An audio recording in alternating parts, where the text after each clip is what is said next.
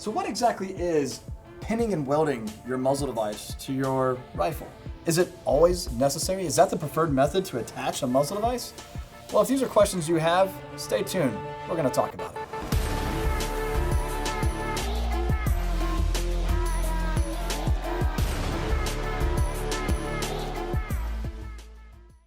Welcome back, everybody. Clint here today with Classic Firearms, coming at you today with a video all about muzzle devices, kind of, but whether or not you should pin and weld them.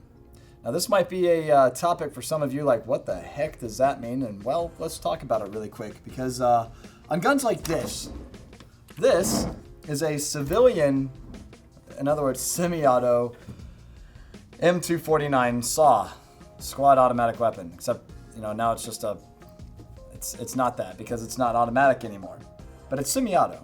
And because it's more of a civilian compliant model, the shorter barrel that this has, being under 16 inches, actually has to have a muzzle device semi-permanently attached to it. And the reason I say semi-permanently is because I'll tell you in just a few. But ultimately, what does it mean to pin and weld the muzzle device to your barrel? Let's take a look at this FN M4, right? So ultimately, it looks kind of like any other M4, military style AR, right? But if you notice on the bottom of it, you're gonna see, or is it on the side? It's on the side on this guy. You're gonna notice something really fine right here, where the muzzle device connects and threads to the actual barrel. The barrel itself on the M4 is 14.5 inches. That is, well, 1.5 inches under what is supposed to be the 16-inch threshold in order for a rifle to qualify as a rifle and not a short-barreled rifle. Anything under 16 inches, again, we're talking strictly rifles right now. Shotguns are 18 inches. But if we're talking rifles, again, with a rifled barrel, typically with a center fire cartridge, can be rim fire, like 22 also. But typically a rifled barrel under 16 inches qualifies for either AR pistol or just pistol territory or short-barreled rifle territory. So what would qualify as like a short-barreled rifle? Well, something like my Mark 18 right here. This is a legal, tax-paid, NFA paperwork filed, short-barreled rifle. The difference between ultimately these two guns isn't a whole lot other than looks, other than this one having a slightly longer barrel. That's pretty much it. However, if I were to have literally the exact same gun, Mark 18 short-barreled rifle, Mark 18 AR pistol, there are some things you can do with this and you can't do that you can and can't do with this. So for instance, let's talk about that just really quick, just so you guys know. Both of these barrels are 10.3 inches in length. That's short enough to be considered either a short-barreled rifle or a pistol, depending on how it's manufactured and what paperwork is filed.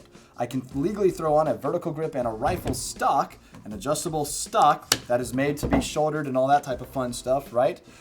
As to where if I were to take this stock and install it on this gun, I've just committed a felony.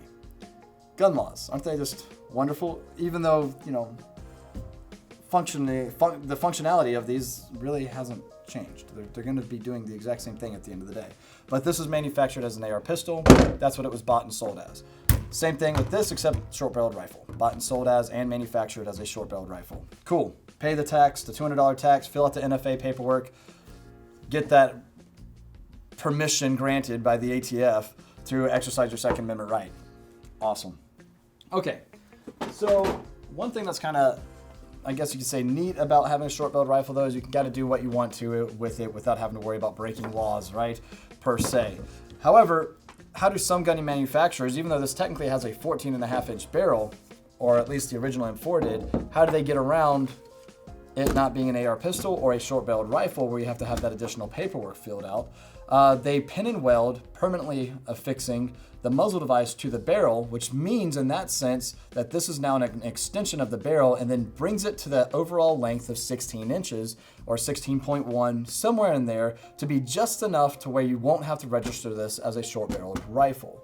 Same thing, again, like on the 249 civilian model over here, or semi-auto model, this actually has a permanently affixed muzzle device. It can't come off. It's long enough to get it to that 16-inch threshold. Why 16 inches? Back in the 1930s, that's what they deemed to be the most difficult length to, or the minimum length to no longer conceal carry under a trench coat or something. I don't know. Thanks, John Dillinger.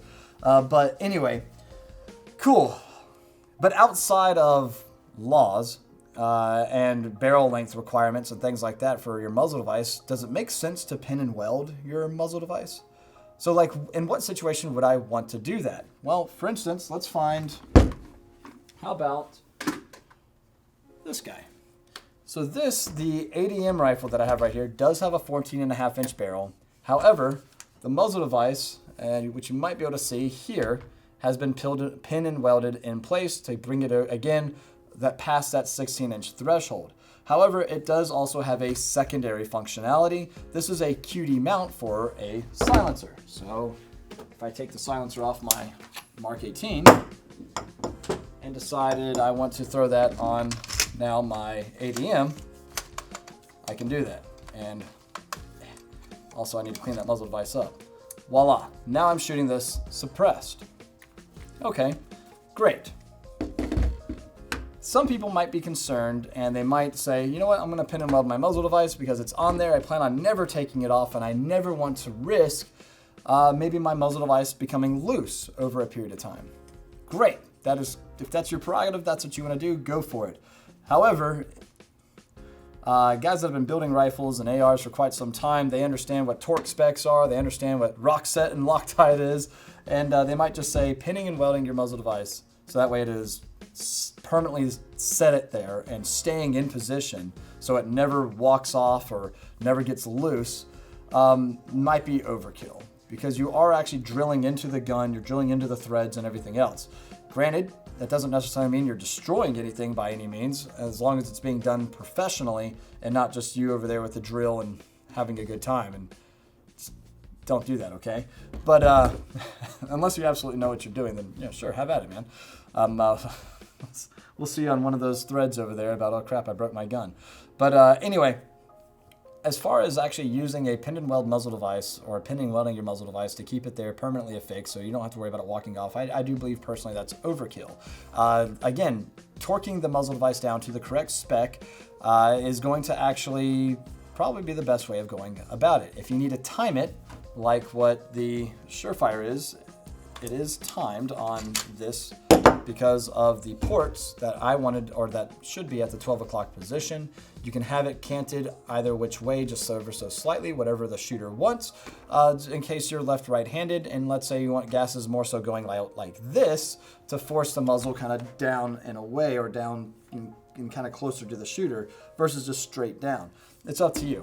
So timing it, torquing it down to the correct spec, and then making sure too that you do use some sort of solution, whether that be like Loctite or rock set. Rock set really gets that muzzle device on there, however, and you can have a really hard time getting that off. Ask me how I know. And sometimes, like I said, it could be too much. To be quite frank with you, we change out muzzle devices a lot on a lot of these guns that we use for video. I never use Loctite. I'm being honest. I tighten it down, I make sure the threads are cleaned, use a little bit of oil, and then wipe it down so that way they're nice and dry. Stretch those threads a little bit, back it off, tighten it back down, call it a day. Go shoot it suppressed, run about 1,000 rounds through it, and it's still on nice and tight. Is that the ideal way to go about it? No, you can throw on some thread locker on there and call it a day, absolutely. But for me, and like I said, by doing that and having had zero of my muzzle devices come off of me while shooting or walking away or anything like that, or getting loose on me,